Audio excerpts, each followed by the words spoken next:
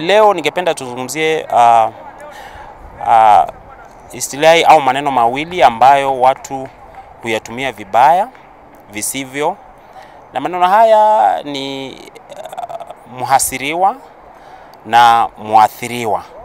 Mwanzo kabisa ningependa kueleza kwamba maneno haya hutumika visivyo kwa sababu ya kwanza sauti za lugha ambazo huwa hazipatikani katika baadhi ya lugha zetu na ambazo huwafanya baadhi ya watu kutumia sauti kama vile da na ha ambayo ni dha, alafu ta na ha ambayo ni tha, na ikiwa na ukaribu na sa, sasa inawachanganya wengi hivi kwamba muhasiriwa na muathiriwa linakuwa kidogo ni changamoto, ni tatizo kwa watu wengi.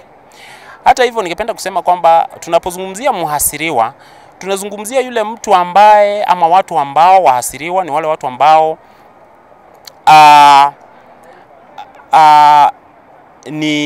wamepata tatizo fulani kwa njia moja au nyingine. Kwa mfano tunaweza tukizungumzia kwa mfano katika mfano wa sentensi au katika hali ya kawaida ambapo mtu amehusika katika ajali. Yule ambaye amehusika katika ajali ile ni muhasiriwa, manake ni victim. Kile kitendo kimempata moja kwa moja. Au tukizungumzia wale watu ambao walihusika katika zile rabsha ambazo tulikuwa nazo katika mwaka wa 2007 2008, wale ni wahasiriwa ambao baadhi yao tunajua kwamba wako katika maeneo mbalimbali, hata wengine hawajarudi makwao na kadhalika. Wale ni wahasiriwa. Lakini upande mwingine tutapata kuna waathiriwa. Waathiriwa ni wale ambao kwa njia moja au nyingine kitendo fulani kinawahusisha si moja kwa moja kama wahasiriwa.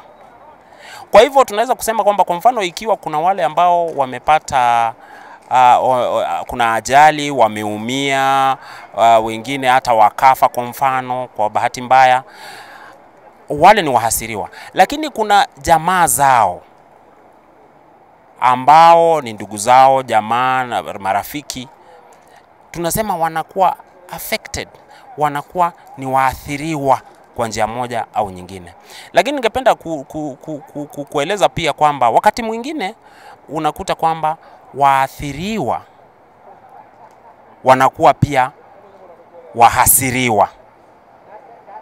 Maana inategemea kitendo ambacho kimempata mtu kimempata kwa njia gani. Kwa mfano, mtu anaweza kuwa amejipata katika ajali, ni muhasiriwa. Halafu huyo mtu akapata kwamba pamoja na zile hasara ama maumivu ambayo amepata, amepoteza labda hela au pesa, ama amepoteza vitu vingine katika ajali ile, labda ile gari lilikuwa lake. Kwa hivyo anakuwa ni muhasiriwa na wakati huo anakuwa muathiriwa.